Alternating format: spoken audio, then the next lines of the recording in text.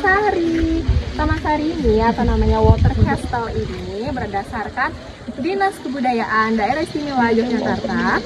Taman Sari ini dibangun pada saat zaman Sri Sultan Hamengkubuwono I pada tahun 1755 Masehi.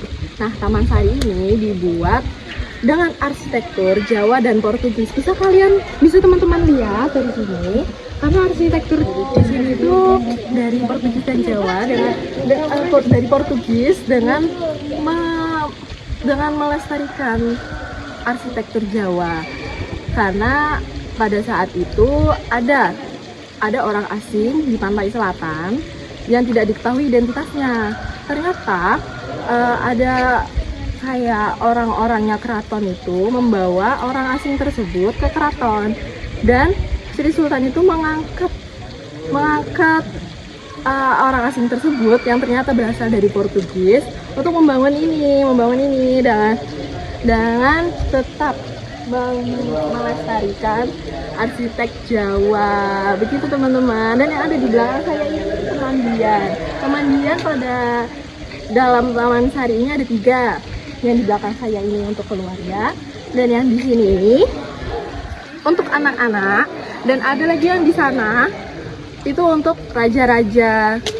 Dan setiap pemandian ini memiliki kedalaman yang beda-beda. Jadi makanya kenapa keluarga ini lebih dalam daripada anak-anak. Taman Sari atau The Water Castle yang berlokasi di Yogyakarta. Kompleks Taman Sari ini dulunya adalah Taman Kerajaan Kesultanan Yogyakarta, dibangun sekitar tahun 1758 oleh Sultan Hamengkubuwono I. Fungsinya itu beragam, ada untuk taman rekreasi, tempat meditasi, pemandian, benteng, pertahanan, hingga tempat persembunyian bagi keluarga Keraton Yogyakarta. Nah, yang saat ini digunakan sebagai tempat wisata di mana kita semua bisa menikmati keindahan Taman Sari. Taman Sari juga memiliki arti taman yang indah. Taman ini hanya berjarak 10 menit berjalan kaki dari Istana Sultan ke arah barat daya. Teman-teman hanya perlu mengeluarkan uang sebesar Rp15.000 per orang untuk dapat menikmati keindahan Taman Sari. Nah, bagian-bagian utama Taman Sari ini ada yang pertama, yaitu Pulau Kenongo atau Pulau Kenongo. Pulau buatan dengan bangunan utama Gedong Kenongo atau Gerbang Utama Kenongo. Itu tempat tertinggi tuh. Dulunya untuk menikmati pemandangan taman dari atas. Bagian utama lainnya yaitu Pulau Cemeti atau Sumur Gumuling. Nah, saat ini sudah tidak kita bisa nikmati karena sudah ditutup. Dulunya ini tempat meditasi dan persembunyian. Aksesnya lewat lorong bawah tanah. Di dalamnya ada ruang sholat berbentuk melingkar dengan akustik yang unik. Selanjutnya ada kolam pemandian Umbul Binangun yang indah sekali. Kompleks kolam indah yang terdiri dari kolam untuk selir, kolam untuk putri raja, dan kolam pribadi raja. Tengahnya ada menara untuk sultan melihat para selir mandi, yang menandakan itu simbol pemilihan kepada siapa raja ingin mandi bersama. Kemudian ada lorong bawah tanah. Lorong bawah tanah ini jalur rahasia dan penghubung antar bagian, juga bisa jadi jalur pelarian pada saat itu. Selanjutnya ada pasarean Ledok Sari dan Gedong Gapura Hageng, area pribadi raja untuk beristirahat dan tempat masuk utama ke kompleks. Dan yang terakhir, ada danau buatan dan kanal air yang sebagian sudah hilang. Dulu ada danau besar dengan kanal dan perahu yang menghubungkan area-area di kompleks. Sekarang banyak bagian yang sudah menjadi pemukiman warga. Fungsi utama kompleks Taman Sari yaitu rekreasi raja dan keluarga Kesultanan Yogyakarta, tempat pemandian dan kecantikan yang dipenuhi dengan jamu tradisional bagi putri-putri raja. Kemudian ada benteng pertahanan dengan lorong bawah tanah dan air sebagai perlindungan. Yang keempat ada meditasi atau spiritualitas, khususnya di sumur gumuling yang tenang. Dan yang terakhir, simbol keagungan dan harmoni kosmos. Taman Sari Yogyakarta bukan sekedar bangunan tua atau tempat wisata sejarah biasa loh. Lebih dari itu, tempat ini menyimpan banyak nilai dan filosofi yang bisa kita pelajari, terutama dari sisi budaya dan spiritualitas Jawa. Meskipun terlihat indah, di balik bangunannya tersimpan banyak makna yang dalam. Yang pertama, mari kita bahas soal makna spiritualitas. Salah satu bagian penting dari Taman Sari adalah sumur gumuling yang dulunya digunakan sebagai masjid bawah tanah. Untuk mencapainya, orang harus melewati lorong sempit dan menuruni anak tangga, seolah-olah menggambarkan perjalanan batin seseorang yang ingin mendekat kepada Tuhan. Ini sejalan dengan filosofi Jawa yang disebut Manunggaling Kawula Gusti, yang artinya penyatuan antara manusia dengan Sang Pencipta.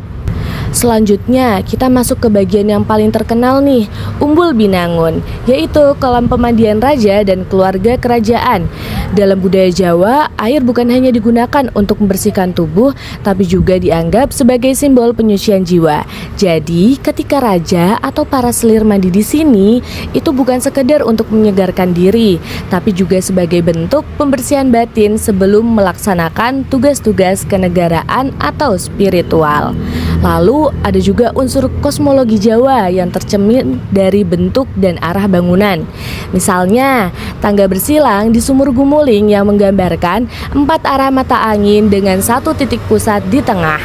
Ini melambangkan keseimbangan antara berbagai unsur kehidupan, antara dunia lahir dan batin, antara manusia, alam, dan Tuhan.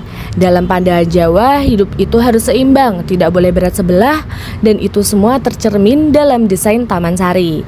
Yang menarik lagi, Taman Sari juga menunjukkan nilai toleransi dan keberagaman.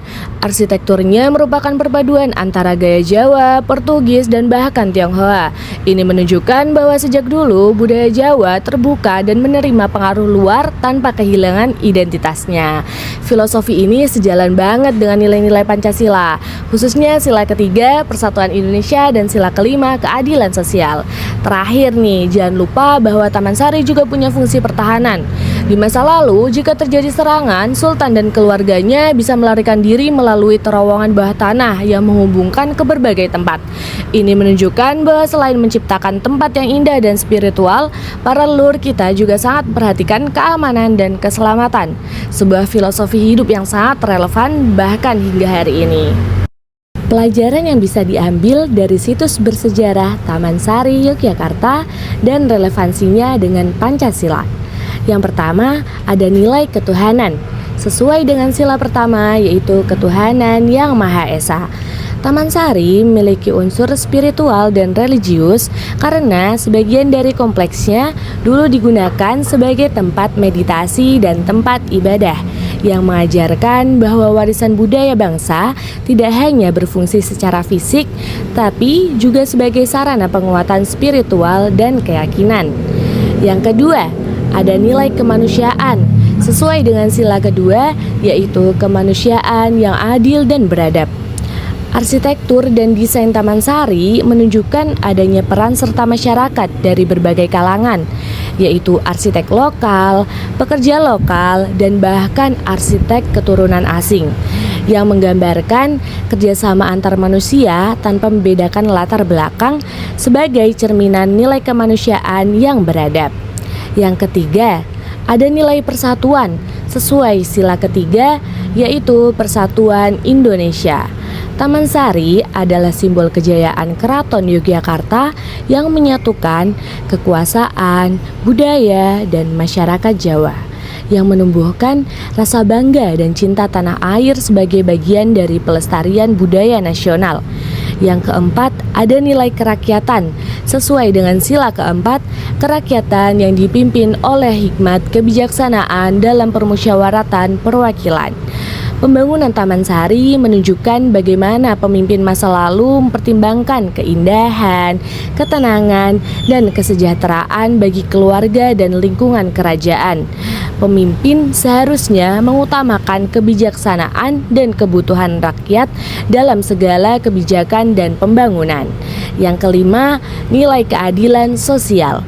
Sesuai dengan sila kelima, keadilan sosial bagi seluruh rakyat Indonesia. Saat ini, Taman Sari menjadi destinasi wisata yang dikelola bersama oleh masyarakat sekitar, memberi dampak ekonomi.